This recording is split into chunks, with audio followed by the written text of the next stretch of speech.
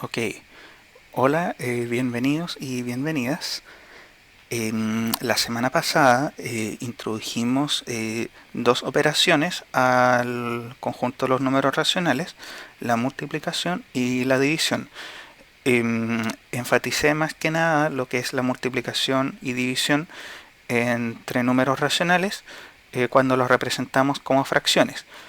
Les di una pequeña noción de cómo hacerlo cuando son decimales, pero personalmente yo creo que lo más conveniente es que lo hagan como fracciones, en caso, por ejemplo, de que tengan algún decimal periódico o semiperiódico, ahí se les va a hacer mucho más difícil la multiplicación y la división. En ese caso, mejor hacer la transformación de decimal a fracción. Ok, les mencioné también que la multiplicación y la división eran en cierto modo como una extensión de lo que es la multiplicación y la división entre los números enteros. Lo mismo que la adición y la sustracción entre números racionales también es la extensión de la adición y la sustracción entre números enteros. Les quería recordar algunas propiedades que se cumplen para las operaciones entre números enteros. Esto también lo tienen en la guía, pero se lo voy a explicar de todos modos. El- Estas son las propiedades que cumplen la adición y la multiplicación en los números enteros. No voy a darles ni de la sustracción ni de la división porque son la inversa de la adición y la multiplicación respectivamente. Ok, tienen las siguientes propiedades. Eh, si tenemos tres números enteros, A, B y C, da lo mismo cuáles sean. O sea, recuerden, esta Z es números enteros. Cuando es una Q, esos son números racionales. Hablamos primero de números enteros.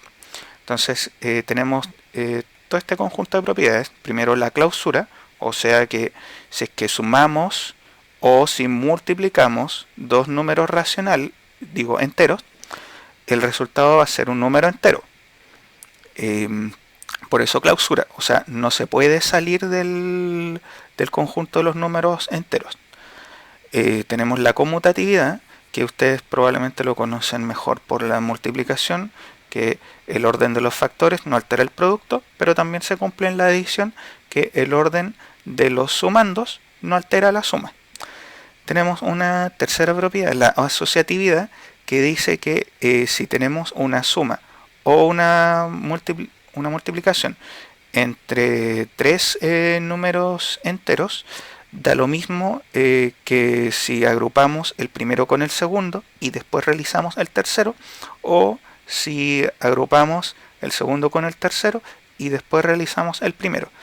Esta propiedad, tanto en la multiplicación como en la adición, quizá es un poquito evidente, eh, pero les voy a poner un ejemplo de todos modos, porque probablemente ustedes lo aplican sin saber que están haciendo la asociatividad. Digamos, por ejemplo, que tenemos 5 más 20 y queremos saber si eso es igual a 15 más 10. Efectivamente, estos dos son iguales, los dos son iguales a 25. Pero ¿por qué? Aquí, por ejemplo, en el 20, este lo podemos descomponer como 10 más 10. Y el 15 lo podemos descomponer como 5 más 10. Entonces aquí tenemos los mismos tres sumandos, 5, 10 y 10, y los tenemos agrupados de distinta manera en ambos lados. Aquí en la izquierda agrupamos el 10 con el 10, que nos da el 20, y aquí en la derecha agrupamos el 5 con el 10, que nos da 15. Entonces, como están los mismos sumandos, pero agrupados de manera distinta, el resultado es igual. Entonces, ambos son iguales y de hecho ni siquiera tuve que calcular, o sea, en este caso es fácil, es 25, pero no tuve que calcular que es 25, simplemente ver cómo agrupé este en estos dos y este en estos dos y ver que los tres sumandos son iguales en ambos casos. Lo mismo para la multiplicación. Si tuviéramos, por ejemplo, 3 por 3 por 12 y queremos saber si eso es igual a 9 por 4. Claro, efectivamente eso es 36, pero podemos hacer la agrupación. 12 es 3 por 4 y aquí 9 es 3 por 3. Entonces tenemos los mismos factores 3, 3 y 4, solo que agrupados de manera distinta. Entonces ambas son iguales a 36. O sea, ni siquiera tuvimos que calcular el resultado de la multiplicación para determinar que son iguales. Okay. Aparte de esas hay otras tres propiedades más. Tenemos la existencia de un elemento neutro, que digamos que tenemos un número a y le sumamos este elemento, tiene que dar exactamente el mismo número a como resultado. Y el elemento que hace eso en la adición es el 0. O sea, si le sumamos 0 a cualquier número a, el resultado va a ser el número a. En la multiplicación también tenemos un elemento neutro, o sea, un elemento tal que al multiplicarlo por cualquier número a, nos da ese número a. Y en la multiplicación el elemento neutro es el 1, porque cualquier cosa multiplicada por 1 es esa cualquier cosa, o sea, a en este caso. Tenemos también una propiedad que se llama elemento inverso en la adición, que dice que para cada número a existe un elemento tal que al sumarlo nos da el elemento neutro de la adición, o sea, el 0.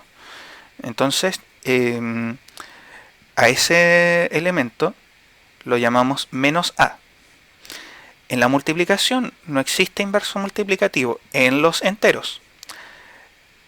Y la última propiedad en los enteros que combina la adición y la multiplicación es la distributividad, que dice que si tenemos una multiplicación a una suma entre dos números enteros, el resultado es igual que sumar los productos entre cada uno de los sumandos por separado. Por ejemplo, si tenemos 2 por 3 más 5, eso si lo vemos como multiplicación y suma, sería 2 por 8, y eso sería 16. Ahora, si lo vemos usando la distributividad, eso sería 2 por 3 más 2 por 5.